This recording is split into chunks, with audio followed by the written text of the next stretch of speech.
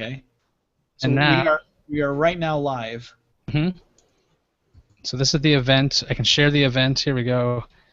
Right now. And now on Google Plus, and from there I'll get the link. All these things happen on Google Plus. That's. So Eric, did you support Con Man? I was actually filling out. I don't have an Indiegogo account. Yeah, so I'm currently signing up. I signed in through Facebook and then supported. Yeah. But yeah, no, it was weird because I read like some short article earlier, and it didn't even mention. Like, it talked about the entire plot of the show, but didn't even mention that it was an Indiegogo. Eric, I think you're on your other microphone right now. On. Oh, I guess you are on that one. Yeah, either you're on that one, or we were just attacked by like giant ping pong balls shot. Do I just sound horrible, or what's up? Sounds very roomy. Does it?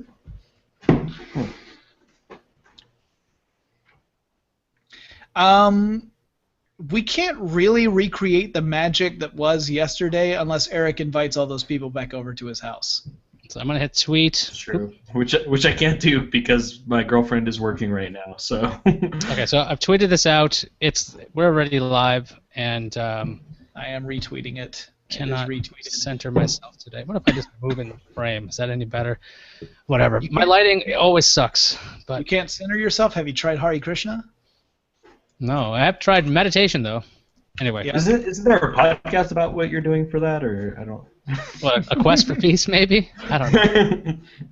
Yeah, we're gonna actually start shooting that at the actual GFQ headquarters in April. I'm gonna run through like 4 guests in one day, and we're gonna send it out weekly. But nobody has heard that officially just yet, so. Shh. Thank goodness you've only said it on a live broadcast that's going out to literally twos of people. Well, right now it says 0 viewers. I'm not going to worry about it. There's a links button here. What's this link button do? Oh, there's a YouTube page. Let's send that out. How do you get to the... Are you going to watch? Yes, I'll watch this. I made a mistake in the invite.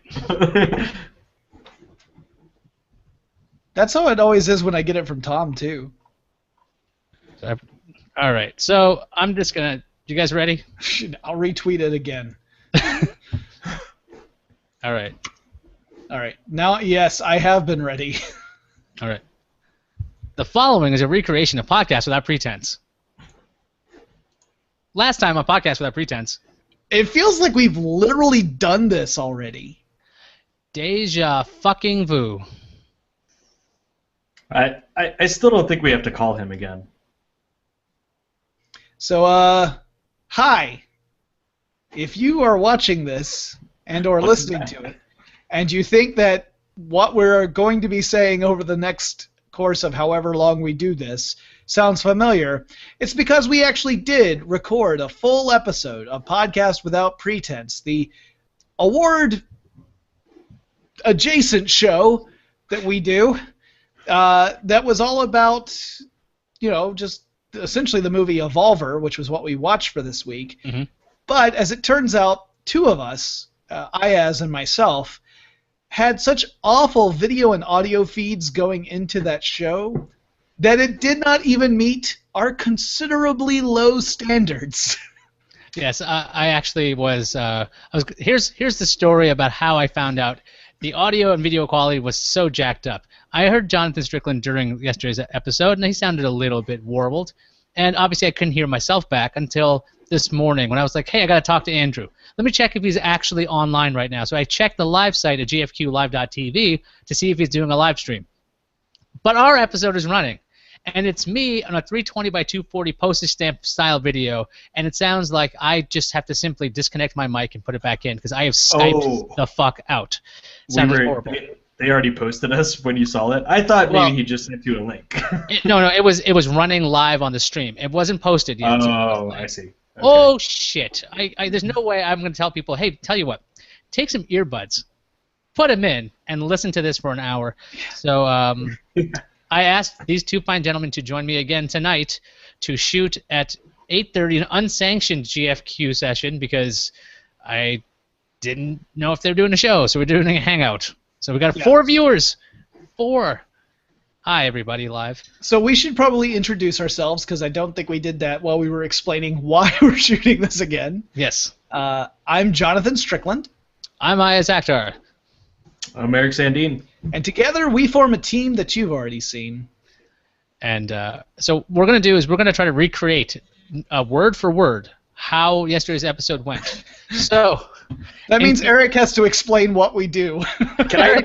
Can I just listen to the other episode and then just try to like spit it back out as I'm listening? Actually, here's the sad thing is that Eric could have just as easily said, "Can you just cut my performance from yesterday?"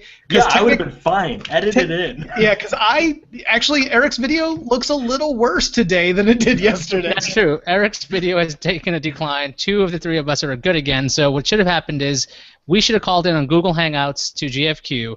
Eric should have called in yesterday, and things would have been fine. Yeah. So here's the deal. This show originally was about nothing. Actually, that's not true. That's not true. Originally, this show was about decluttering your life. That's true. Organizing your life, which we did for, I think, 5 episodes. 4. 4 episodes. It was 4. The 5th was not Uncluttercast. So this show has been marked by 2 things: inconsistency, both in content and recording, because we almost never have 2 episodes go up in 2 weeks, and now here we are doing 2 in 2 days. And the other thing it's marked by is the fact that after we went for quite a few episodes where we didn't have any particular agenda and it was just us talking literally about anything that occurred to us while we were online, I decided perhaps we could have a little bit of focus to our discussions by setting forth a challenge. And that challenge was based on the fact that as the generation that we are in, we consume a lot of media from a lot of different sources, and a lot of times we do it simultaneously. So we'll watch a show, but we'll also have a laptop or maybe a smartphone or a tablet or some combination of all of those going at the same time, which means our attention is completely divided and we're not dedicating it to any particular task at 100%. And that means we miss out on a lot of things. And I wondered if we could actually make ourselves pay attention to something, and how long could we devote our attention to a particular piece of media content. And I decided the best way to test it was to pick some of the worst things we could find on Netflix and just see how long we could endure that before giving up. So the task is you have to watch whatever it is we pick with no distractions, no second screens, no alcohol, because I can't drink. So if I can't drink, these other 2 assholes can't drink. The third one was that we couldn't have another person in the room, or at least not have someone that we're constantly talking to, because that's a distraction from our full attention. And then just mark down how far we got before we said, you know what, screw this. I'm going to have some distractions because this is not worth my time. There are no winners. There are only losers. Because after you shut down, you have the option to continue watching the crappy content we've picked, but you can have as many distractions present as you want. And then we get together and have a discussion about it. That is what we do in a gigantic nutshell. And here's the funny thing. Because somebody, Eric had sent out an email saying somebody was looking for our first episode where we talked about a movie which was about Rock and Roll Frankenstein, which I believe I picked because I thought the title was awesome. Yeah, I think so. I remember you picking it, definitely. And so here's the deal. So Jonathan just said that there was a period of time where we just talked about nothing. That was 40 episodes. Yeah. 40 episodes where this thing earned the title Podcast Without Pretense, where we had there was no plan whatsoever. And I kind of missed that. I think I want to go back to that at some point, every now and then, be movieless. But 40 episodes of nothing. Yeah, okay? I actually got to the point where I started making Google spreadsheets with a couple of potential topic items we could cover, because I got tired of that was 40 episodes of mostly me saying, so, hey, have you heard about such and such? Well, and then you made the spreadsheets and neither of us read them, so it works out really well. It continued to be, so have you heard about such and such, except it was no longer from the top of my head. Now I actually had a document to work from. Right. So we're working on rebuilding the archives, by the way. I believe this is episode 46. It's called Sid Vicious's Butt. You can find it somewhere on archive.org. We'll set it up. I think Eric's in charge of the process, so he got suckered into it. I volunteered myself. It was my own fault. So, Eric, you picked this week's movie, and it was Evolver, right? I did, yes, and it was. How long? So normally we explain how long we watched the movie before we went to our distraction. I made it 22 minutes, 28 seconds. How about you? I made it 12 minutes, 12 seconds. Shortly after the opening credits had stopped. How about you, Eric? Mine was 28 minutes even, pretty much. Yeah. So, again, there are no winners here. No. I mean, it's really just to show, are you capable of dedicating your attention to something that's really not worthy of it? And I would say that Evolver certainly meets that criteria. It is not worthy of your attention. So, who would like to describe the movie in our sewing circle? I'll give a very quick explanation of it. So you've got a hotshot video game player who apparently is really good at a particular virtual reality game. This movie, by the way, came out in 1995. So we're talking early 90s virtual reality technology, like virtuality stuff, like Dactyl Nightmare level graphics. So truly crappy looking graphics and gameplay. Anyway, he's trying to win a contest that the company that made this computer game is sponsoring. And the winner will get to play a game called Evolver, but no one really knows what that actually is. He ends up having his record-setting run impeded by a girl who jumps into the game willy-nilly, distracting him, and costing him his in-game character life. His score ends up falling just short of the top score, but he hacks into the company's computer system to find out. He then alters the scores so that he wins, and he wins Evolver. And Evolver turns out to be an interactive robot that's sort of like a laser tag robot, and it has 4 levels of difficulty. And each time you defeat Evolver, it evolves to the next level, and no one has ever beaten level 4. As the story unfolds, you discover that Evolver, while it gets more difficult to defeat, also becomes a bit more psychotic and starts to actually try to kill its opponents, as opposed to just shooting little fake lasers at them, like infrared beams at them. Psychotic and sassy. Yes. Eventually sassy. In fact, it's not even shooting infrared beams. It's shooting like little ping pongs originally, and then starts picking up steel ball bearings at level 2. So this son of a bitch means business. Mm-hmm. As it goes on, the characters are wondering why the hell is this psychotic robot starting to hurt and or kill people, and they do some investigation. They discover that the guy who created Evolver originally was developing a weapon for the military. That weapon ended up being uncontrollable and killed a bunch of soldiers in a training exercise. He then decided to adapt said deadly program for video games, because that makes sense. And so the robot continues to get more and more dangerous. The company comes in to take over the robot. The robot escapes, evolves to its final form, has a final confrontation with our hero, who by this time has reconciled with the girl who ruined his chances at the beginning, and now they are a love interest, because that's how life works. And the hero kills the bad guy. End of story. That's the basic plot.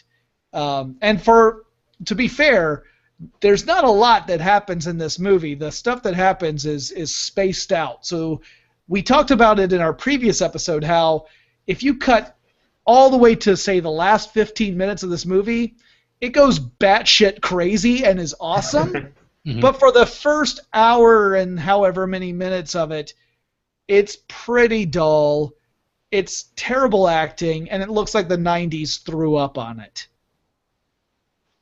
So, Eric, you got anything to say before I read my notes of fury? And by the way, if you've never seen this show and you're like, we just got it on this Google Hangout, or we just saw it on Twitter, we are allowed to take notes because that's not technically a distraction. Jonathan started this, and I've taken to it because when a movie sucks, I need to be doing something. So I have many notes. Yeah, I think actually Rock and Roll Frankenstein was when I started taking notes during the movie, and at first, Ayaz and Eric, they objected, saying that was a distraction and therefore I had violated the rules, because I had stated for Rock and Roll Frankenstein I watched that whole goddamn movie without any distractions. My point is that by taking notes, you're focusing even more on the movie. You're paying more attention because you're thinking about what you're seeing, and then you're writing it down so that you can remember it later. Anyway, what are your notes, Ayaz? Unless, Eric, you want to say anything before I go on my tirade? I mean, you can go with your notes, actually. You can go on your tirade, because I remember it from last night. It was pretty good. Okay. So, any laughs that Eric and Jonathan do are purely for reenactment purposes and not actually funny. So, let's start with my paper notes, because I cannot use a computer for my notes until I run to the second screen here. So, Evolver. It's a Trimark movie. That's a sign of low quality. We've watched a lot of shitty movies, and they start off with Trimark. A Evolver title comes on, and I wish I could fast forward / watch at 2x speed, because the intro credits take forever. It's Cassidy Ray's first picture. I think she was in Models Inc., the Melrose Place spinoff, which was a spinoff of 90210. I was right, by the way. She was the girl in Models Inc. If you've never seen Models Inc., it means you're like most of America, so don't feel bad. Or at least Jonathan and I. Yeah. I don't know how you guys didn't know Models Inc. It was a spinoff of a spinoff. I mean, it was like if the Ropers had a spinoff. Which, anyway. So the credits are still going. I'm getting stared at by my dog. She is way more interesting than this green CG. In the beginning of the movie, we have this green representation, this polygon being built in front of us of what will be the Evolver robot. But it's about, I'd say, a good 5 minutes of this opening credits stuff, by the way. Oh, and this movie, by the way, is in a 4:3 aspect ratio. So, awesome. Yeah, that was one of the points I made, was that this movie looks like it was made for TV. For a while, I was thinking that it might have been a made-for-TV movie, but it has some violence in it. It gets more intense as the movie goes on. There is, death depicted on screen. Mm-hmm. There's nudity in the movie, and there are several occasions of F-bombs being dropped throughout the entire film. So at that point I was like, well, this obviously wasn't made for television. It just looks like it, and the acting is bad TV movie quality acting. Actually, I said that the acting felt like it was the kind of acting you would see in a typical Saturday morning cartoon serial commercial. That was the kind of acting we were getting. This movie was so bad that Eric missed the nudity. Yeah. No, I missed the nudity. I didn't even know there was any, and I know exactly what scene you're talking about. It's and we'll get to it. It's called Operation Snatch. Don't get ahead of me. All right. So we get this open. We're in an arcade, and this guy's playing a VR game. The headset still looks somewhat modernish, but it's chunky. So think like an Oculus Rift, but like a little bit bigger. Kyle Baxter is our hero. He's the gamer. He's played by Ethan Embry. Everyone knows him from Can't Hardly Wait. He was briefly considered to be Nightcrawler in the X-Men movie. He was not Nightcrawler. Yeah. So what you mean the one where Alan Cumming played Nightcrawler? Yeah. Ethan Embry was actually mentioned a couple times for that. They made the right decision.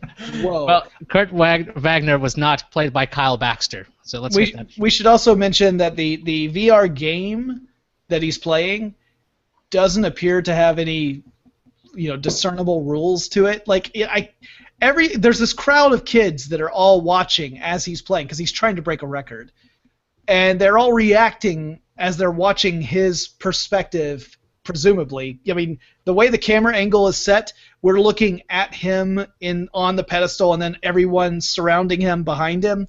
So we don't really see what he's seeing at that point, and they're all like, ooh. So there's got to be like a director right off camera going, okay, now he's done something really fucking awesome. Say yay!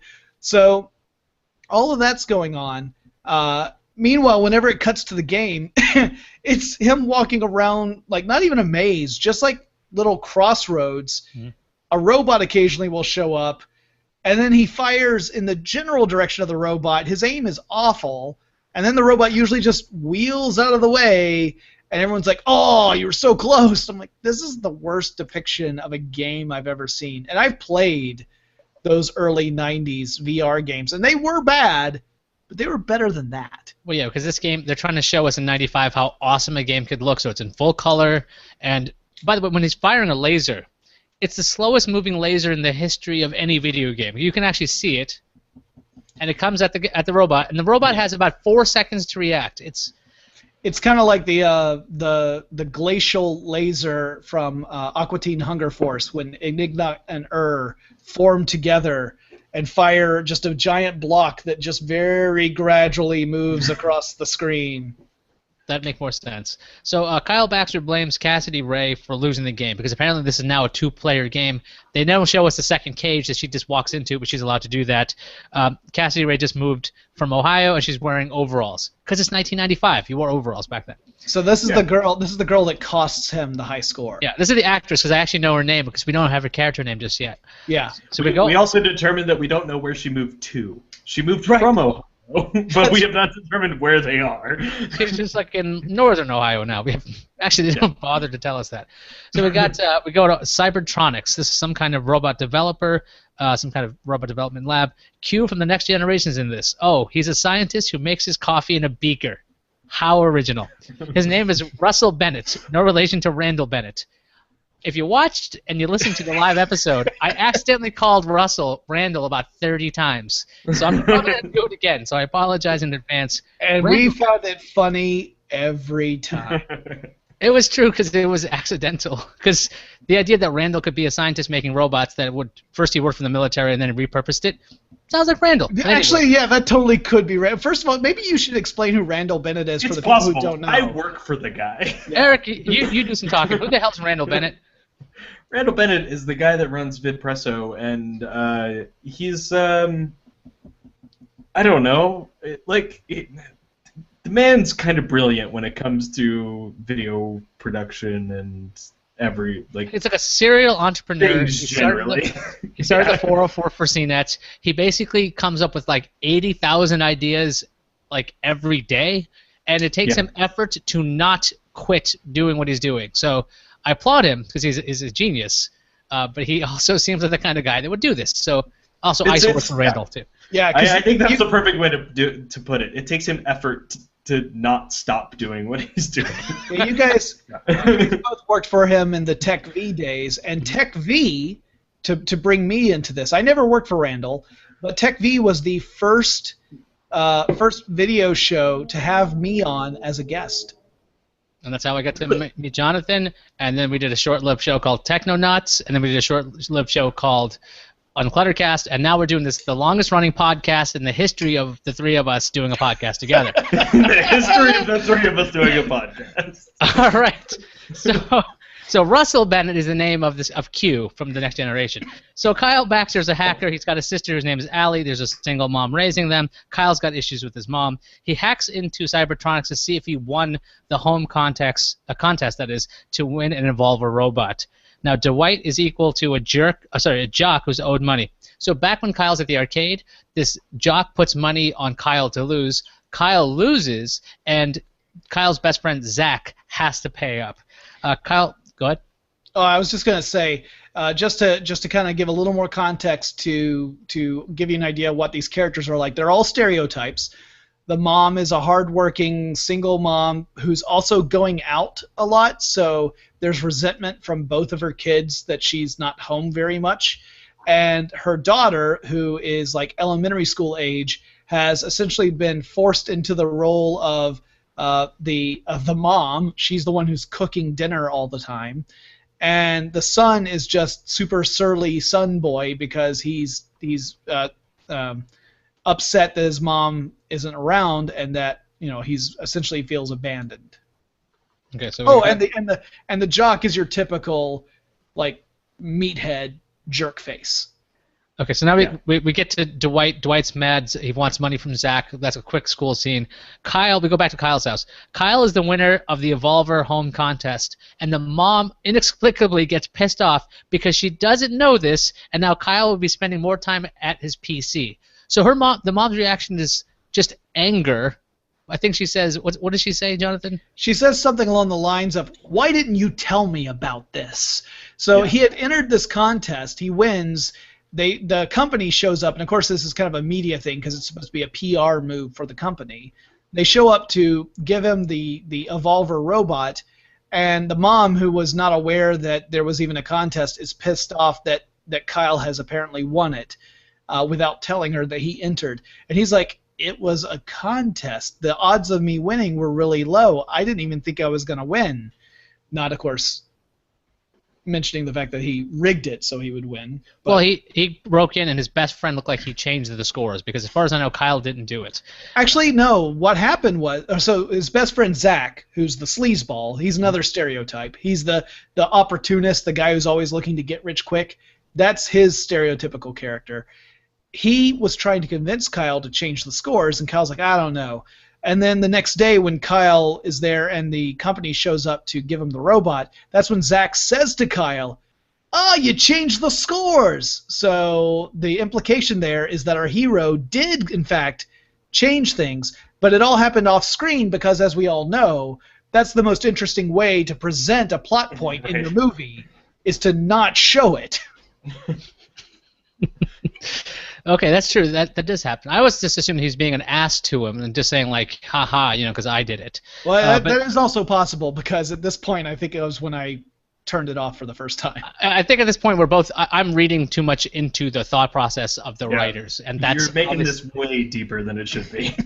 All right, so the Evolver robot is unboxed. There's smoke coming out of the box as the box opens. This robot's got a red color scheme. Oh, it's like the Roomba. It bumps into things to map out the space. There's no laser mapping on this thing, so it's just whacking into objects. It's like, that's a terrible way to do it. And also, we're told it records everything to optical discs, which are to be sent back to Russell, the scientist. And everyone's okay with this. Yeah, it's not creepy at all. Yeah, it's not just the game footage, right? It'd be one thing if the robot was recording whenever there was an active game going on, and even that's a little questionable, because this is essentially a free-roaming camera that can direct its gaze anywhere within the area that it's currently occupying. And not to mention that these are physical discs that have to be put in the mail, right? This is a high school kid. He's going I don't remember the scene where he got self-addressed envelopes to ship these discs. Yeah. Yeah, it's true. Yeah, so they say that you can't eject it prematurely. There's no premature ejection with Evolver. Evolver will eject the disc when it's full, and then it's time to put a new disc in and send the full one over to Q. That's a very important plot point, actually. Thanks for mentioning that.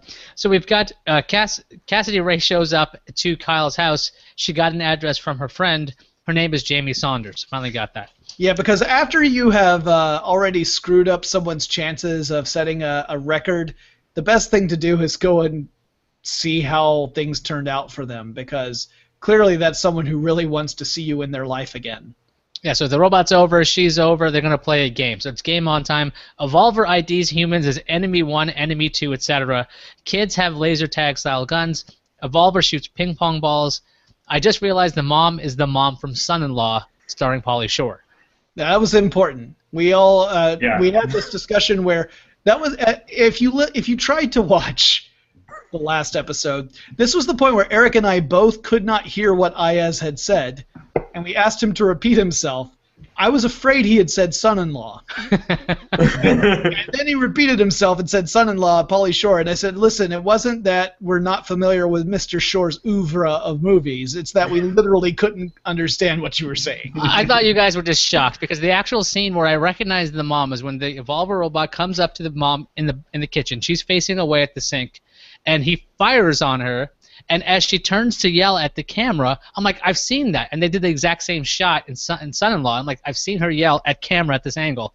That's the mom son-in-law. Well, Do you think they selected her for that performance? I don't like, know They which... knew that scene was coming, and they're like, "I've seen her do this before. It's good." I want to tell you, Ayaz, I am not at all surprised that you are familiar with Son-in-Law at all. Not even a little bit. Son-in-Law was a fun movie. I got it for free I had a ton of rewards points at this at one of these things at school, and they're like, well, you can get a bunch of DVDs. So I got Coming to America, I got Encino Man, and I got freaking Son-in-Law, okay? And that is the most 1995 thing that has been said during this podcast.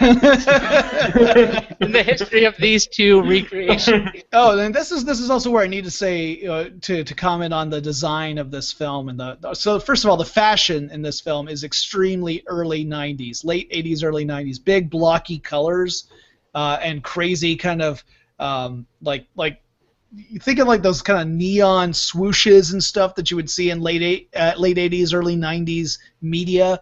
It just looked crappy as hell. It looked crappy then. It looks crappy now.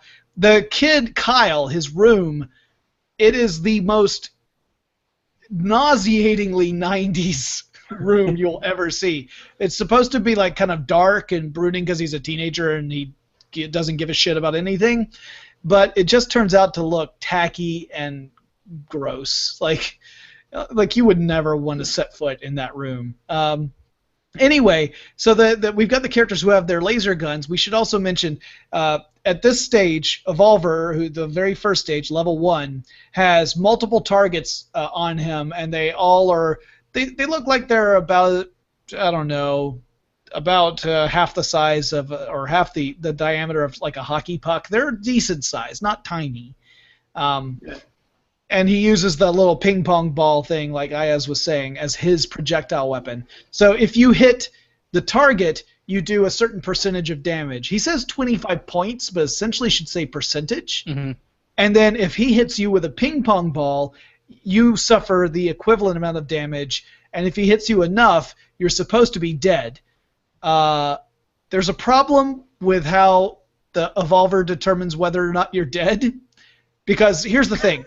If you're shot with a ping pong ball, you won't actually die, but apparently Evolver actually says, like, confirm kill, but if you get back up, Evolver's like, well, hell, this isn't over, and then just toom, toom, toom, kill toom. not confirmed, and that brings me to my next point. Evolver is a merciless killing machine. He guns down the little girl with ping pong balls. The little girl shouts to stop it. Now, Evolver doesn't stop.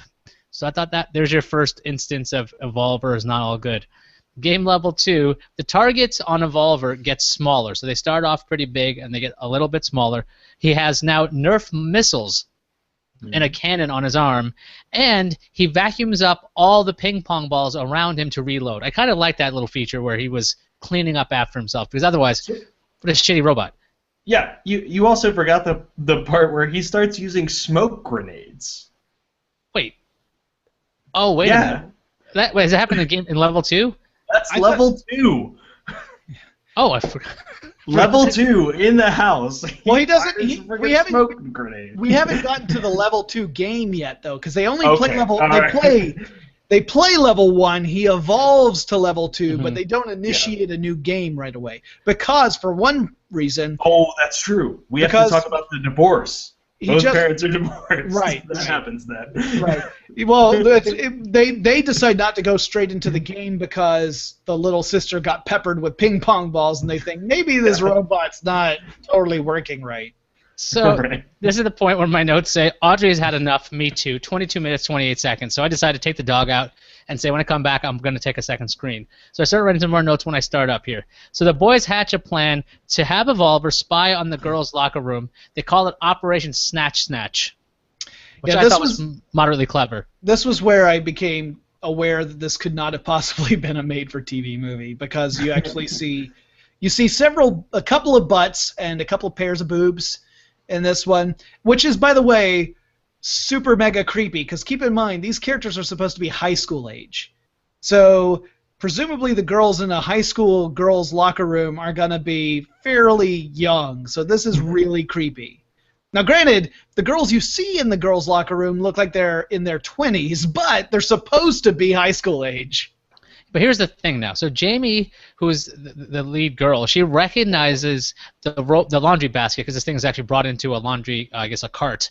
She recognizes the wheels of the robot. Because they are actually the robot's wheels are making contact with the ground. So the laundry basket is essentially just little 4 walls that surround the robot. The robot's bottom actually does make contact with the floor, so the robot can push the cart to and from its original position, and then it's got just towels draped casually over the robot with its 2 glowing red eyes still in full view. So Jamie recognizes the robot by the wheels, but doesn't say anything other than like, oh well. The robot is then kicked out by some other girl.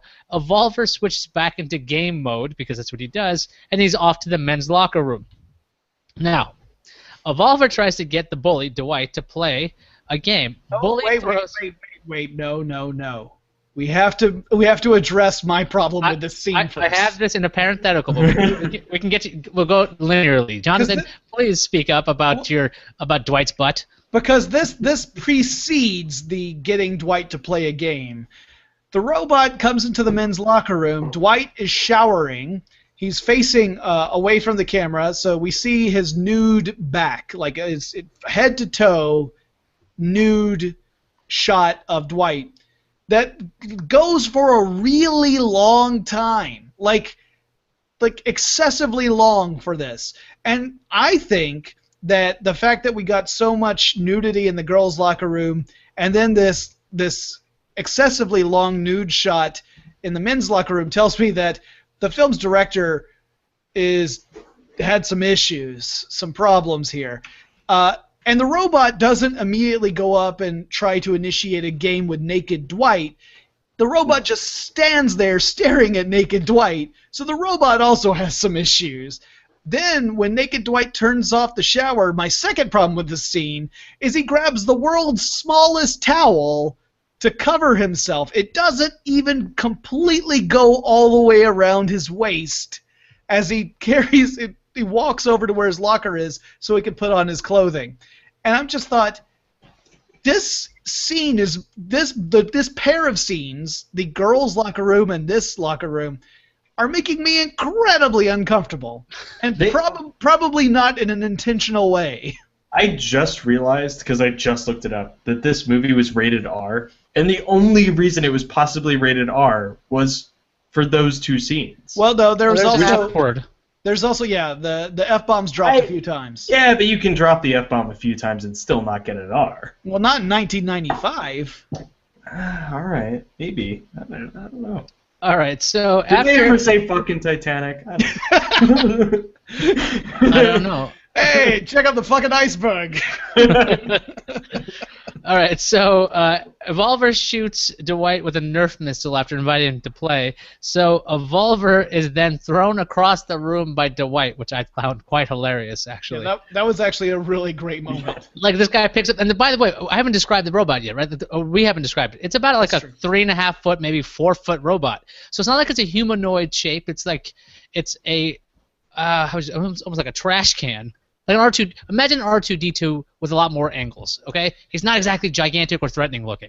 He's got one articulated arm that has like either two or three fingers and a thumb, opposable thumb, and then he's got the other arm that's the cannon arm, and he does have a bit of a head, an articulated head on a neck that can swivel, at least in levels 1, 2, and 3. Spoiler alert, and but otherwise, yeah, he's just kind of very sturdy, sort of. Basically, Jonathan described him last night as he kind of looks like E.T. Yeah, he does kind of look like E.T. I think you described the movie like E.T., but he does kind of look like E.T. now that I think. But he looks like E.T. Yeah, when he described it, that's what I was thinking. Yeah, when I said the movie was basically what you would get if you mixed E.T., the Terminator, and Lawnmower Man together. Okay, so we've got Evolver gets up, and we see he has metal ball bearings as well as ping pong balls in his chamber. He shoots the bully in the eye. At this point, I realize with a ball bearing. With a ball bearing, so Dwight's freaking out. At this point, I realize I can write my notes on a computer, so fuck notes on a piece of paper. I actually did like how he could rotate through his various ammo, because the ping pongs were lined up, and then it shows as he cycles through, like the circular feeding mechanism to his cannon rotates so that the next pellet up is an actual ball bearing. So I thought, well, that's actually kind of neat. There were little moments with the robot where I thought this is genuinely kind of clever, but they're very few and far between. So my next note jumps over a giant plot point. So Evolver does kill Dwight, shoots him a couple of times with ball bearings, and Dwight falls down the stairs, breaks his neck, and dies. Anyhow, so we go to Kyle Baxter's house, where Evolver... they're having dinner. The Baxters are having dinner. Evolver threatens to kill Allie, which is the sister of Kyle, after watching someone threaten another person on television. We missed another plot point. What? Well, it's just that... So you just went from Evolver killing a guy to everyone being home and eating dinner. Well, that's what happens. Well, no. There was a short scene in between because what was that? Zach and Kyle are waiting for Evolver. Evolver was supposed to have returned from the girls' locker room, having completed Operation Snatch. And Kyle says, "All right, I'm gonna go into the girls' locker room and retrieve him because something's gone wrong. We've been found out. Something's happened." And just as they're about to go in, Evolver shows up, and then they're able to take Evolver home. Because otherwise, how the hell does the robot end up at dinner, Ayaz? Okay, sorry for leaving a plot hole in my notes. My notes are not meant to replace the movie, I might add. That's why you guys are here. That's also why we do this show, so you don't have to watch this fucking movie. You listen to our show, it was way more entertaining than this fucking movie. So let's get to this point where they're at dinner, shall we? Okay. Evolver threatens to kill Allie after watching somebody threaten another person on television. This has devolved into a less charming version of Thanksgiving. Thanksgiving destroys this movie if you want to watch a little thing torment like a family or a bunch of people. We'll get to Thanksgiving a little later. So Jamie invites herself over to yell at Kyle about the snatch idea. Then they play a game of Evolver, and Evolver tries to kill Kyle. He fires a metal ball bearing at Kyle, but it's his reflection. Kyle finds the ball bearing. Kyle says Evolver must have gotten it from his room. So he puts all the blame on himself. He has no idea that this robot seems to have ball bearings that he fires at people. Yeah, now to be fair, he's also not aware that Dwight was killed yet, right? He hasn't heard that news yet at this point, I don't think. So he does not know that the Evolver is potentially truly dangerous because he just figured that there was something going on with the programming where it kept on shooting ping pong balls at his sister, but otherwise he hasn't had an indication that Evolver could be dangerous. That's true right now. So level 3 game, another gun appears in the center of Evolver. Target gets even smaller on his shoulders. Thought that was kind of neat. Russell is watching back the disc footage. Seems to be a little distressed that the little girl is being shot at. Now we have Jamie playing detective to find out Dwight's cause of death because they find out Dwight's dead. She's like, I'm going into the boys' locker room. And Kyle goes with her. He's like, she's pointing at this divot in the locker saying, shaped just like a ball bearing. Yeah. And Kyle's like, it could be anything. Anything. I'm not even making that up. That's what Kyle's reaction is.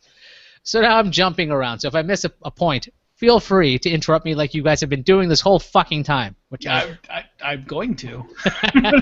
We're at Kyle's house and there's We're at Kyle's house and there's a fire. Evolver's trying to load up on power. Is that what's going on right now?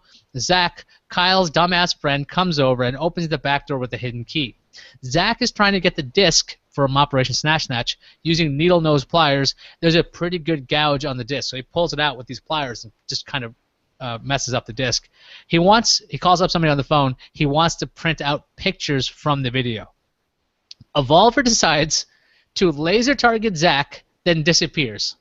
Evolver grabs a circular saw blade, jabs Zach in the knee. Evolver's voice changes a bit right now. He starts to spin and throws the blade like a discus at Zach. Hilarious. Now this is actually happening. Did you mention that Zach had actually taken Evolver away? They're actually in a garage. They're in Zach's garage. No, they're at Kyle's garage, and Evolver kind of comes in and sees what's going on. Wait, Kyle? No, he takes him to his house. Zach takes Evolver away to his house because he wants to be able to retrieve the disc without anyone coming in, so he steals the robot. So that's his garage? That's his garage. Oh, wow, totally missed that. He gets killed in his own garage. He doesn't get killed. Apparently, He doesn't get or killed. whatever. Yeah. Okay, so my mistake. So he shouldn't have brought himself to this death trap. So, Yeah. oh wow, totally didn't have that. I thought he was still at Kyle's house. So he steals the robot. It must have been doing something else, like writing a note. So, so after the circular saw attack, which I thought was pretty fucking awesome. Sorry, saw blade, no actual saw there. Evolver grabs a hatchet and is stalking Zack. A hatchet. He can shoot ball bearings with deadly accuracy, but this job needs a frickin' hatchet. Evolver's got a point here. So Zack starts freaking out. He goes under a jacked up car, and by jacked up car, I literally mean a car that is on a jack. Evolver hits the jack and says game over. The car crushes Zack. Zack is very crushed into the car. Wait a second. I like to say Zack smacked by Jack Attack. That's a fact. So Zack's fingers are twitching very slightly, so we're led to believe that maybe he's not dead because like what looked to be an '88 Oldsmobile doesn't weigh much. He's only mostly dead. They're pretty light. Yeah. On to I the think I drove an '88 Oldsmobile. I think that was my first car. Was it maroon? You heard it here first. Eric killed Zack. It's true. So we go on to the virtual reality arcade. Kids are playing the Evolver game very high. They're playing the VR game with the helmet. It's just two of them. Right. So Evolver is returning to home base because he's decided to go home base. We don't know where that is just yet. I'm assuming it's Cybertronics actually. But he recognizes the word play in the arcade sign that says Turbo Play because he's like, right. Play? Turbo. Like he just goes right into Turbo Play, which is the name of the arcade. Evolver rolls into the arcade. Then he identifies the two humans as enemies. He shocks one. Yep, killing him. Kills him, electrocutes one of them. Apparently, that was one of his new weapons, apparently. He can actually send killer amounts of voltage through his articulated hand arm, and he grabs hold of the guy who's not actively playing the game and electrocutes him, killing him. The other guy, since he's playing a virtual reality game, he's got the headset on, he is unaware that his friend has just been fried. So that guy's shocked. He's dead. The guy playing the game in the VR helmet kills an Evolver robot in the video game. Evolver in real life doesn't seem to like this. He actually seems irritated because you can actually see on the screen what the person is saying. So he shorts out the VR helmet. The front of the helmet, that there's a giant black plastic, it blows out. The guy playing is so high that he thinks the in real life situation is the game. So he's looking through this plastic. He sees the little robot. And he's starting to think, okay, well, this is the game. It's just gotten way better. Yeah, in other words, now that he can see through, because the back of the headset's been blown out, it has now gone from virtual reality to augmented reality.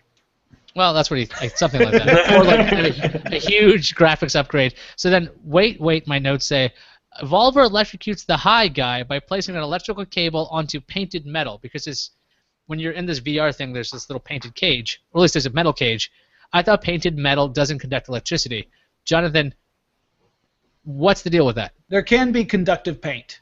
I mean, it depends on many things. It depends upon the consistency of the paint, how thick the paint is on the metal. If the paint is thick enough, then it can be an insulator. And insulation means that you're not going to get any electric current to pass from whatever to that metal. So it just depends on the paint. And I did not do my due diligence and research exactly what kind of paint these types of VR arcade systems used in the mid-1990s, so I'm not entirely prepared to answer whether or not this was accurate. I await your article, however, based on this movie. How Evolver works. That's truly a question I had, because I learned this in an automotive school. So if you guys don't know, I actually went to automotive technician school, so I learned how to do that stuff. And was that before or after you became a lawyer? Before. Okay. So I had a teacher, Mr. Would have been way funnier if it was after. I had a teacher who was like, "Listen, paint insulates, can insulate metal," and like, yeah, sure it does. So he took out a metal folding chair, hooked it up to a battery charger, clamped it on with two giant alligator clips, and he's trying to get the dumbest kid in class to sit in it. He's like, sit down in the chair, and the kid's freaking out. So he starts touching the chair like crazy and like, look, it's insulated. That was my lesson about that. That was a really good demo, and I assumed it was true. So it is true depending upon the paint and depending upon the thickness of the paint. So I'm calling bullshit on part of Evolver. This part of Evolver Never mind any other part. The rest of it totally accurate, but this bullshit. Let us just pass the disclaimer: do not trust paint as an insulator. So we go back to, I guess, Zach's house, and Zach's being taken to an ambulance. Kyle goes into the garage, immediately finds the disc. He takes out Evolver's battery. That's genius. He immediately takes out the battery of the robot. Wait a second. Kyle puts an optical disc into a 3.5-inch floppy drive like a slot loader. Yeah. No. He tries to pull up the information. That does not work, so he then has to take it to Q to see if perhaps they can pull off any of the info there specifically so that they can see if, in what way Evolver might have been responsible for these occurrences, and if so, how to, the fact that they would probably need to turn Evolver back over to the company. Yeah, so Kyle goes into there, he talks to Q, and he's like, hey, what's up? And then somehow Jamie shows up. She's like, I heard Kyle's here. Let's go find him. The receptionist's like, cool, we got Kyle.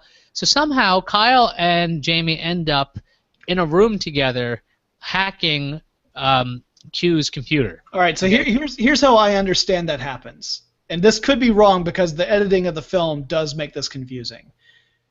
Kyle and Q, Kyle and John Delancey, Kyle and Randall Bennett. Russell. His name is Russell Bennett. I know, I did it on purpose. All right, Kyle and Russell Bennett are trying to retrieve the information off the disk. Now, in the scene, I got the feeling that Russell is purposefully kind of stalling Kyle because he doesn't really want Kyle there while he's reviewing this footage. But at any rate, it's telling him that the disk is badly corrupted and damaged, and that it's going to take some time to retrieve whatever might be retrievable on the disk. So he essentially sends Kyle home, saying, "All right, well, I'll call you when I've got something, but it could take hours." So Kyle, quote unquote, leaves, and he starts walking over toward the front desk. He runs into, what's her name? Jamie? Is it Jamie? All right, yep, Jamie. Yeah. Jamie, who has tracked down Kyle because she's concerned about him. And she comes in, and he's like, "What are you doing here?" She says, I wanted to be a part of this. I wanted to help you out. And the two of them go right back to Russell's office. So Russell, who had been sitting there and had actually managed to finally retrieve some information from the disk, which was 78% damaged according to his computer monitor, has apparently decided to just take a break right at that moment. He's like, "All right, got it. I gotta go poop for 30 minutes. I don't know." He leaves. So he's not in his office anymore. No one else is in that office either. So Kyle and Jamie are able to go in and then attempt to hack the system. And Jamie had previously hooked up Evolver to his computer. He was just curious to see what the robot was running on. So very, very hacker mentality, right? The idea of, I just want to know how this works. I was totally on board with that. And while Jamie had been connected to Evolver earlier in the movie... I mean Kyle. I'm sorry, Kyle. When Kyle had been connected to Evolver earlier in the movie, he came across a file that he couldn't really access, but it was called Sword. And so then they get to Q's computer, to Russell's computer, and it's prompting them for a password. So of course he types in Sword, because if you're going to make a password for your workstation, you should definitely choose the name of your most famous project as that password. Yeah. So they hack into the system, they type in Sword as the password. It's a Department of Defense mission. The Sword robot killed everyone. The title. On a training mission. I have a title. This is the title of the episode already. It was Alpha Command Sequence Shutdown Phoenix 8 Delete. This command, by the one I just said right now, this is the command that shuts down the Sword robot, spoken by Russell Bennett after the other 3 guys on the mission were killed. Why not say something after the first guy was killed, Russell? I know it's a mouthful. Alpha Command Sequence Shutdown Phoenix 8 Delete.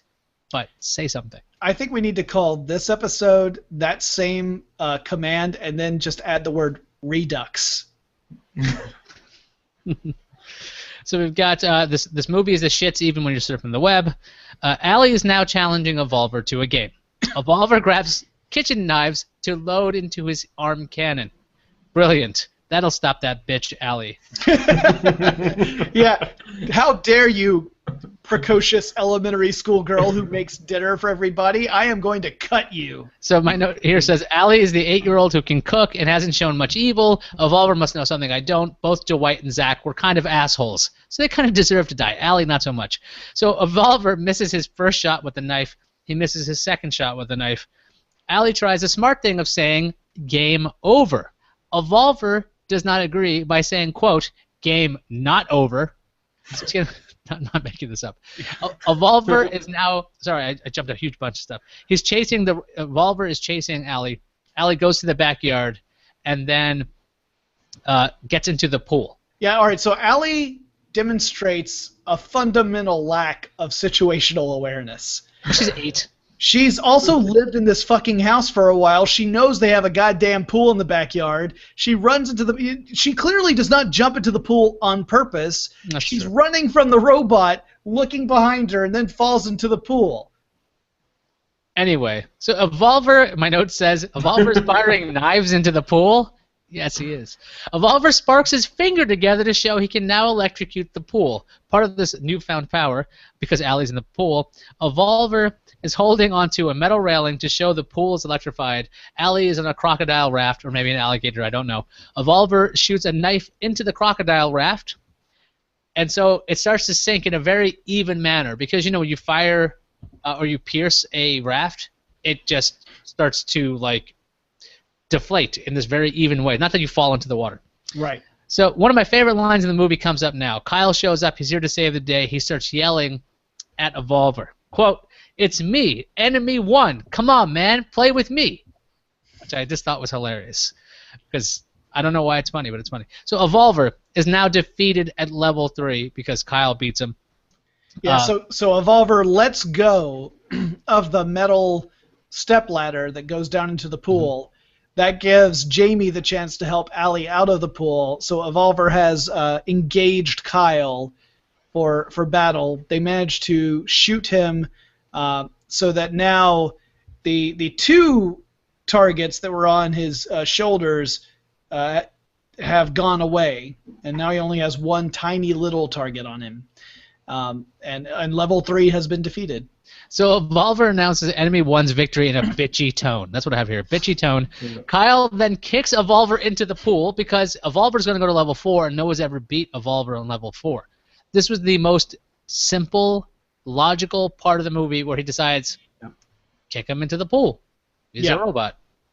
Yeah, also you find out that the reason why the robot was suddenly active after he had taken the battery out is that Allie had decided to put the battery back in the robot. She was unaware that the robot was crazy and dangerous.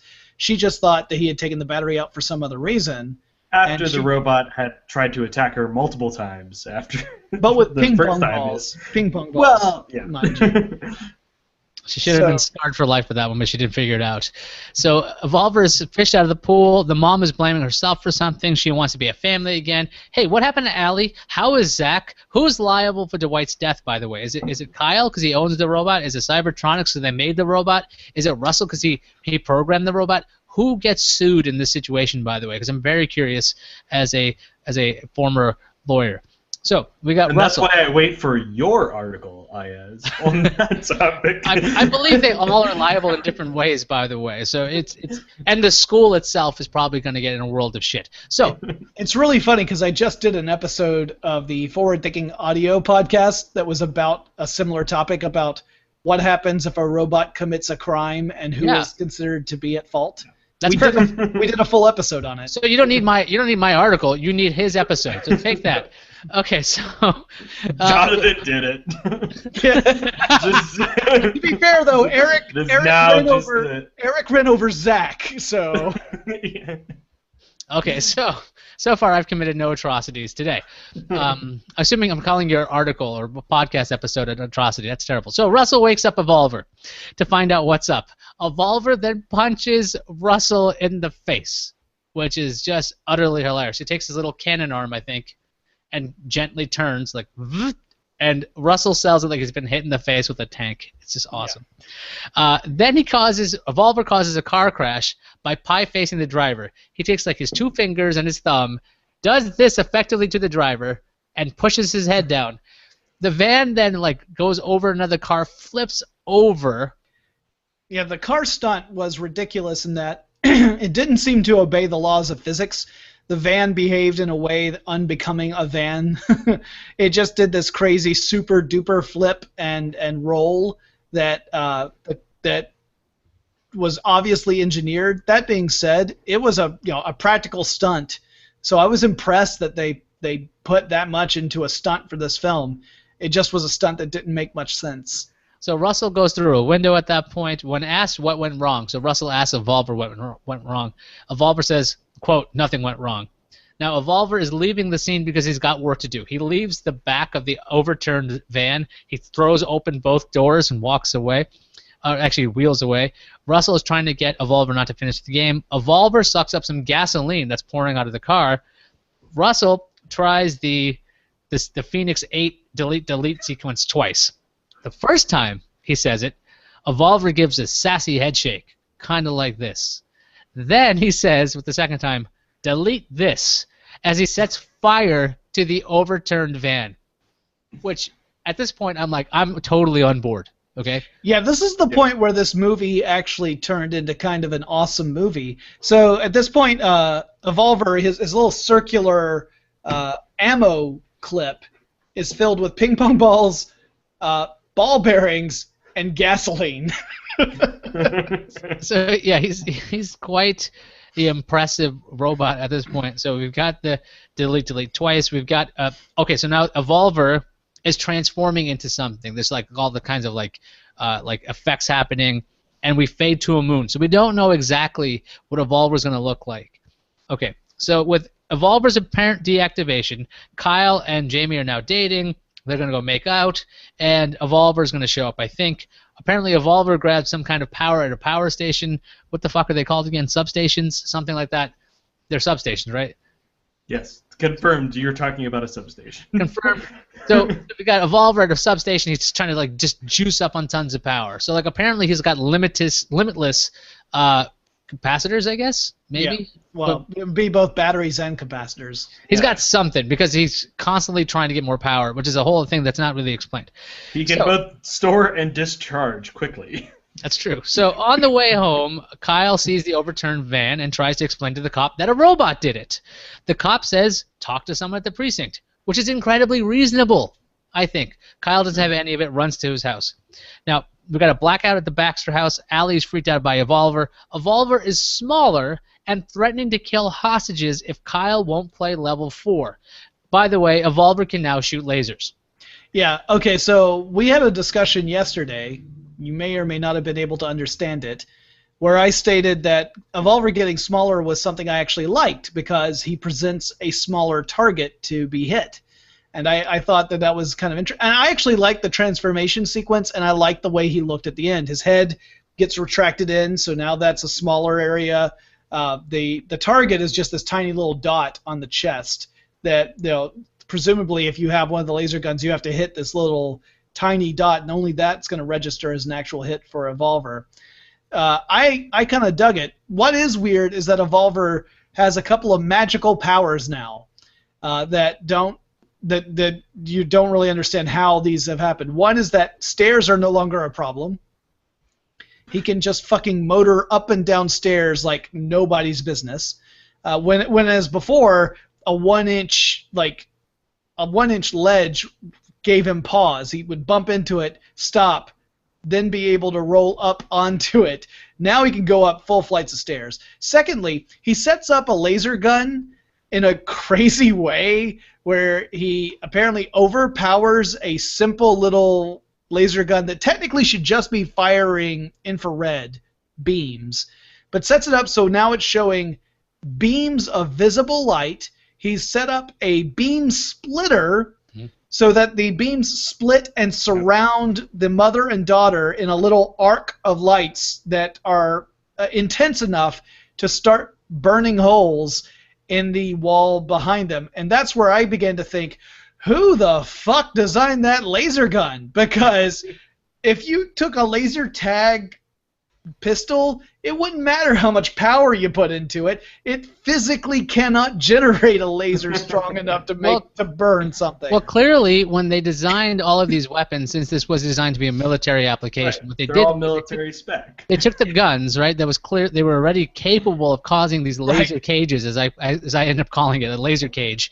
And what they did is they simply added the laser tag element to the pre-existing guns because clearly you don't want to be wasteful. Exactly. Right. They turned it down from 11 to like .01. This was just like that. This is just like that range of G.I. Joe toys that fired real bullets. I remember those. So now we have Evolver. He's chasing down Kyle and Jamie. Jamie and Kyle jump into the kitchen, and now Evolver. Here's my note here. It says, "Wait." He shot out a laser at a glass part of the door, and the glass explodes. Shouldn't that do nothing? Because it's light-based, so if it hits glass, either it's going to go through it or bounce back or something else is going to happen, but the fucker shouldn't explode because that's not the way light works, I think. Exactly right. Exactly right. Yeah, a laser going through glass would, there's going to be some reflection, or refraction, really. There's going to be some diffusion, but it's going to pass through the glass. I mean, presumably, if the glass has got enough impurities in it, it could absorb enough light so it would get hot enough to melt, but it's not going to shatter like that. This explodes, and it's bullshit to me. So Mom and Allie are trapped by that laser cage that Jonathan mentioned, and yeah, it was a beam splitter, and the beam splitter in props department was basically a piece of tubing from a flashlight, it appeared, that was painted silver. So then Evolver finally says the phrase, quote, "Don't fuck with me." This is unofficially a Thanksgiving movie to me now, because this is basically now turned. You've got this little 3-foot thing that can run up and down stairs inexplicably. I still don't understand how it loaded the knives, even though it had an articulating arm. I don't know how it reached over to put the knives in and put 6 of them in. And now it can do the beam splitter, and now it's swearing. It's unbelievable. I mean, but it's not repeating a phrase it learned before. It's just saying a new one of "don't fuck with me." So Kyle finally gets the idea of getting something reflective, or so I thought. So he grabs a plate, and it turns out he made a bulletproof vest. Okay. Evolver thinks it beat enemy 1. Gloats. Evolver has won. He repeats over and over again. Right. He's so excited. So Evolver has shot a laser at Kyle's chest. Yes. And this was the part where I was like, well, this is just dumb as hell, because we've seen Evolver shoot at a lot of different parts of the body, and a lot of them have been the head, aiming specifically for the head. So I don't know what gave Kyle the confidence that if I just put this on my chest, I'm going to be fine. And the other thing was, like, I thought he had figured out it's a fucking laser. This is shiny. This will work as a defensive shield. No, it's a bulletproof vest. Why? Why not just grab as much shiny shit as possible? Like, that's the way it would have worked. But anyway, and Kyle seemed like he's a pretty smart guy. I mean, he was logical. Took out the battery. Yep. He threw him in a pool. Yep. And a lot of people saying game over. Like, so lots of smart stuff there. So I thought he was going to do the smart thing. And now I have a giant jump here. It says Evolver's freaking out because he lost the game. Does anyone want to fill that in? Okay, so he believes that Kyle is dead at first. He then, he being Evolver, detects that Kyle is in fact breathing, is about to dispatch Kyle, but gets distracted. Kyle gets up, shoots Evolver, and thus is able to finally defeat Evolver at level 4. Evolver gets emotionally upset at being defeated at level 4 because Evolver has never been defeated at level 4. And so you figure, all right, now the movie's over. But it's not over. Nope. Now I have Evolver being beaten up with a bat at this point. Yeah, Evolver initiates a bonus round. Oh, that's right. He says bonus round, and it's game on again. So he's being beaten up with a baseball bat. Evolver finally loses for a minute. Then he comes back like every other movie monster, chokes, like he takes his little 3 fingers and chokes Kyle, which I thought was kind of neat. Eventually, it appears that he breaks Kyle's ankle because, like, he just kind of pulls him off. Evolver starts saying the phrase, "Evolver never loses." Kyle shoots Evolver with a laser gun that was holding his family hostage. Evolver appears to have blown up. Now the CEO of Cybertronics pulls up. Why? There's no explanation. He just shows up. to the crime scene, is mobbed by media. We pan up to the window and we find part of Evolver still blinking red. The camera is apparently on the floor in a roller skate, because it's one of the shittiest shots I've seen. Evolver still functions, quote, on the screen, kill not confirmed, shown, static, the end. Then I said, fuck you, movie. And then the next note says, William H. Macy is the robot? What the fuck? And then $5 million budget. Yeah, what was crazy is that William H. Macy wasn't the voice of the robot. He was actually inside the robot. The fact that William H. Macy, and I did not pick out his voice. I mean, it's very distinctive. But then again, Evolver doesn't have a hell of a lot of dialogue with a lot of personality. Yeah.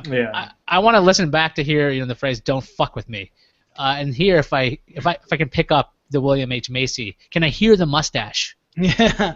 Now I gotta say, like I mentioned earlier, and like we all kind of agreed yesterday when we recorded this the first time.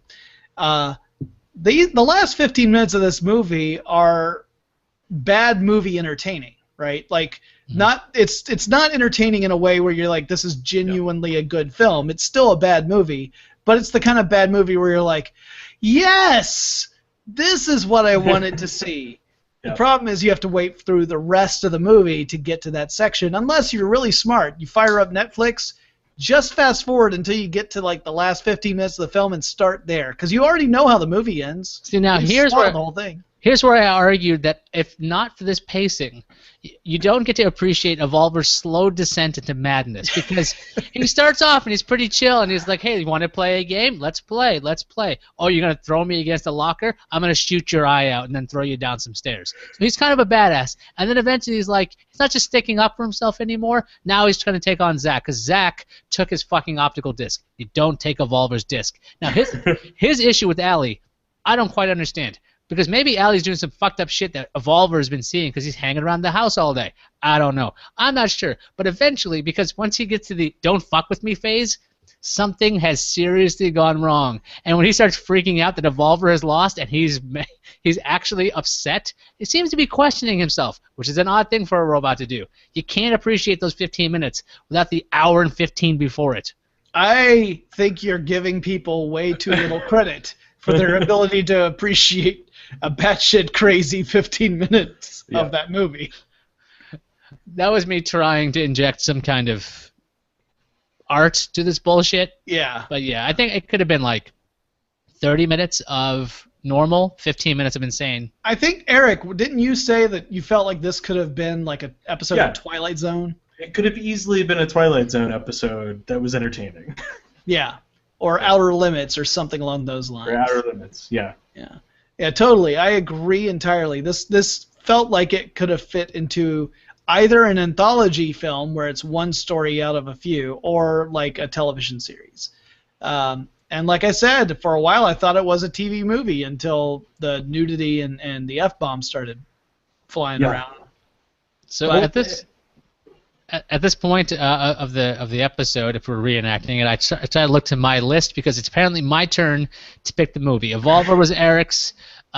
Before that was Jonathan's beach movie. What was it called? Bad Girl Island. Bad Girl Island. Bad Girl Island. Which was an incredible piece of shit. Oh yeah. It was an incredible piece of shit. It wasn't just bad. It was bad and incomprehensible. Well, that's why it's incredible. You couldn't believe how incomprehensible. It just could not be believed that somebody put this together. Anyway, so this movie that we watched, Evolver, was so shitty, and so was Bad Girl Island. I was just fearing the idea of picking another shitty movie like Don't Go in the Woods or Evolver or anything like it, because I'm just getting tired of it. Like, I would like to actually enjoy the movie, because when we started this, we were watching movies that were somewhat amusing and we could make fun of it, not getting bored out of our minds for the first hour and a half. So I looked at Netflix and I was like, well, there's obviously some awesome ones like Ghost Rock, where Gary Busey plays a cowboy, which is still on my list, so maybe we'll watch that. We have Children of the Corn 666, which is Children of the Corn 6, not 7. I know we watched 7. We already watched 7. Right, that's why I wanted to go backwards. There was Scorpion King 3, which could be watched 4. Yeah, so we're just watching franchises the wrong way. And I find that to be enjoyable. So Bloodsport 4 was another option, Smurfs 2. Then I saw this movie called Mercy Rule, which stars Kirk Cameron. And the tagline said there's no Quentin family, and it's got the description: as a father and son learn how to be good teammates, whether in baseball or in business, their family discovers the importance of their faith. And then I saw the runtime. It was an hour and 18. Sorry, not hour 18. 118 minutes. So almost 2 hours. And I'm like, I can't do it. So after talking to Jonathan and after him giving me so much shit about never leaving any Lifetime movies to watch, I finally came upon Twist of Faith, starring Toni Braxton, as our movie that we'll watch for next week. 88 minutes, so it's a lot less. And here's the description: in the wake of tragedy, an Orthodox Jewish father wanders to a tiny Alabama town where the faith of others, though different, restores his own. And here's the crazy thing. For all three of us, Netflix is predicting a very positive reaction. And it is quite possible that this movie, while being a movie about faith, which is not a subject I'm particularly interested in, I'm not a person of faith, I can appreciate a good story about someone who is on sort of a quest to restore his or her faith. I can appreciate that. And if it's told well, it can even be genuinely moving to me. So my hope is that this will actually be a movie where we watch it and we say, you know what? I never would have seen this had it not been for this podcast, but I'm glad I watched it. I want that to be the outcome. Jonathan, first of all, do not hope for this podcast to make your life better. That's just, you are setting yourself up for disappointment. We started out trying to make a podcast about making your life better, and that may be true. We abandoned it after 4 episodes. And then we spent 40 being aimless. So I guess it's like 40 podcasts. There's something biblical there. Somebody figured that one out. The 40 nights, yeah. 40. So, but also as a means, because I believe in restoring karma and balance to the universe. If we are in fact going to watch a movie that could potentially be an interesting, entertaining, and perhaps moving film that we all three will genuinely like, despite our various approaches to the subject matter, because that is a possibility, I have already picked my next pick that will be the following movie, which is called Feng Shui, and it's a movie about getting revenge through interior decorating. It's a horror movie. It's spelled Feng Shui? Yeah, Feng Shui. It's spelled that way. Okay, and is it a foreign movie? Yes. Fantastic. You definitely will bring order because the reviews are pretty good on this one, on Twist of Faith. Here's a good one. I love this movie. Made me have the full range of all the emotions. I love this movie. About 8 exclamation points, all caps. The actors were awesome. I love this movie. So it might be good. Meanwhile, the Feng Shui movie, the synopsis is, when a boy who's grown inappropriately fond of his stepsister is rejected by his family, he enlists an evil Feng Shui master in his quest for revenge. And it's from Thailand. Yeah. I can't wait for this one because I think my next movie is going to be a Steve Austin movie starring the wrestler Steve Austin. So all right. It'll be an action movie. I like dumb action too. But like I said Lifetime, I'm going to pick Lifetime. And that's what we're going to do. Well, if this is going to hold true, if you pick Lifetime and then dumb action movies and I'm picking really bad horror movies, that means our next movie from Eric is going to be another fucking awful family film. I had a family film in my lineup for this. Wait, so are you considering Evolver a family film? No, I'm thinking back to the films that we have been known for picking, and the ones that I associate family films with you because you picked A Talking Cat and Daddy Can't Dance. Those are the only two, though. But they were both spectacularly bad. But they're the ones that we don't ever forget about. They're amazing. That's why I was looking at Smurfs 2. That's why I was looking at Thunder. What is it? Thunder and the House of Magic, starring a little kitten. I thought about it. Oh, whatever that is, that sounds amazing. I was about to say that might have to go on the list. It's CG though. An abandoned cat looking for shelter finds a mystical house owned by an old. Yeah, sorry, it's not. See, if it were live action, that would be like a definitive. We have got to watch this. If Eric Roberts voiced the kitten, then it's a foregone conclusion. There's a great way to define movies. Eric Roberts. Oh wow. The mark of quality. You got Blink of an Eye, Hitman's Run, Amazing Glacier. Oh, sorry, Amazing Racer. Amazing Glacier. It's still coming. We better move a little faster. Move slower. Move slower. Oh my gosh, there's some real shit here. The Hot Flashes. Oh wow. All right. Well, this has been an epically long episode because we took so much time explaining what happened to the last one. This is a longer episode than the original one. It's higher quality. It has like 80% less Eric. So if you want more Eric, listen to the lost episode. We actually have one. Yeah, and Eric is the only one that you'll be able to both see and understand.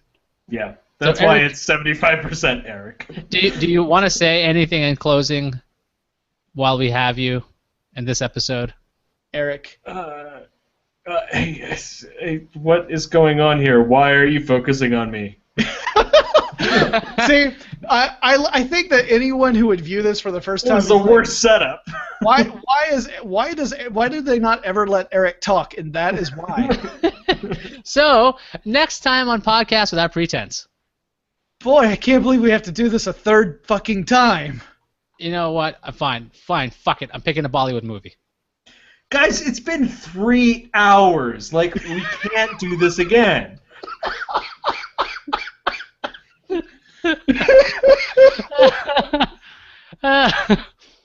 You know what? Here's the next evolution of Podcast Without Pretense, and go with me on this one. The next evolution of Podcast Without Pretense, we just do the same episode over every week. You know, I really was thinking about this for our 150th episode, which is coming up in 3 years from now. We rewatch Rock and Roll Frankenstein. Oh Christ! For the 150th, when did you say it was coming up? No, we're actually at episode 111. Like 3 years. Okay, yeah, because we don't record weekly. No. So that's all right. I can tentatively agree to that because I remember when I watched it that it made me feel so awful. I was glad I would never have to watch it again. And that can happen. Like for the 150th, we can just we will find our 10 fans, find a theater to go to in the middle of the country, and commission them to run the movie. Yeah. Or we'll sit around a laptop. Fuck it. We're not even commissioning a movie. We'll sit at a diner, and we'll watch it on laptop. We would like to apologize to anyone who has any kind of taste, especially anyone who might be in the gay community for what we're about to watch. Also, we'll watch on multiple laptops so that none of it's in sync. And we're all just using headphone splitters, so we're all a couple seconds away from each other.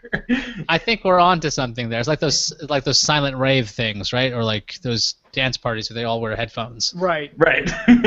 But yeah, I don't know when, and obviously this would break all the rules, but I want to revisit some of this shit. Especially, it's just Rock and Roll Frankenstein is such a standout, awful one. Well, I want to rewatch that superhero one that was so amazing. Black Knight Returns? Yes. Black Knight, yeah. Oh, I have that in my lineup too. I'm going to watch that. That one and the what was the Thor one? That was not available anymore. Adventures of Thunderstorm. I bet you could. Well, probably hard to find actually. We could also just release a completely illegal copy of Rock and Roll Frankenstein with us just being horrified over it. Yeah. Because I don't think anybody's going to have the balls to sue us about that, because nobody's going to own up to making that movie. Nobody. And if they do sue us, they'll win. They're like, fine, take it down. Like, we don't want it there either. That's true. The worst I could do is file a DMCA takedown. So take it out. All right. Thank you for taking that down. It was horrible. And like, well, this was a pleasure. well, thank you, gentlemen, for joining me on this mission to not horrify the listeners. But yeah, when I heard it back, I was like, "Geez, it sounded so bad." Here's the thing though, the episode was really good. Yeah. I'm not building us up at all. I think this one was too, and it's weird that now we're done and we're talking, and I don't hear Suncast popping in. So that's strange because I'm so used to that at this point. You're like, that was terrible. We're like, fuck Right. you. You know, you guys are consistently the worst series on our network. Yep, that's us. So, and thank you for the viewers who stuck around. There's a total of 4 of you. If you watch this live, if you're watching this live now, we don't do this show on Wednesdays. We don't do it at 8:30 Eastern time. We normally do it on Tuesdays at 10:30 Eastern, and when we do it at all. Yeah. Which basically, if at this point, if I get a splinter in the course of, I don't know, 36 hours before the episode, I might not show up. Because I'm a giant, just pick a word from Rock and Roll Frankenstein there. Right, yeah. The tough thing about this show is that we don't tend to want to do it if one of us can't make it, so that gives us 3 points of failure. We have occasionally done it when only 2 of us could appear, but that's dangerous because then we plot against whoever is missing out that day. For that classic episode, find the movie. What the hell is it called, man? It was the Acrobats. The Acrobats. That's right. Yeah. Devils. Yeah, the Acrobats. Yeah. So anyway, yeah, the story behind that is Eric and I did an episode without Ayaz because Ayaz had the temerity to go on Diamond Club to the Night Attack show, which airs exactly opposite our show, and decided to go on the show that actually has viewers, whereas Eric and I were left alone. So we made the executive decision, to assign a movie to Ayaz and not tell him that Eric and I weren't going to watch it. Because we were absolutely certain that he would not watch the episode that we recorded. All of that was recorded and published. Like, the joke was completely out there to the point where anyone who did watch could have tweeted Ayaz and let him know what was happening. Nobody did. It's called Flying Devils. I just found it. Yeah, Flying Devils. So we told Ayaz that the movie we were watching that week was Flying Devils, and then the following week, Ayaz says, like, okay, so the movie was Flying Devils. How far did you get? And I said, Eric and I didn't bother watching it because we wanted to give it to you as punishment, and we broke Ayaz for a good 5 minutes. I was laughing so hard. And now a lot of folks think I get angry and I get super upset about shit. This made me laugh so long because it was so funny because this movie was so bad, so confusing. It was an Italian movie that was dubbed in English. One guy. And we had to sit here for 25 minutes or something while you described this movie to us. And I had to explain this thing to you guys, and you guys were like hearing it for the first time clearly because I don't even. Did you even look at the description when you picked it? We didn't even bother to read a synopsis. It was like my 2 requirements for picking a movie for you was that I wanted it to be a foreign film, and I wanted it to have a really low ranking. And its plot was ridiculous, and it was dumb, and it like, even on my PWP profile, I have multiple profiles on Netflix where I rate movies that suck very highly, so it'll suggest other movies. For PWP, it's got for like 1 star. It's 110 minutes. It's a long-ass movie, and I watched the whole fucking thing. It was one of the best pranks that could ever happen. So I appreciate that. And I don't even know what episode that is. We'll fix the archives, and Eric will then send the links to all people. Yeah. Anyway, so I'm going to stop broadcasting now. All right. So, bye, live people. Bye. Cool. See you guys.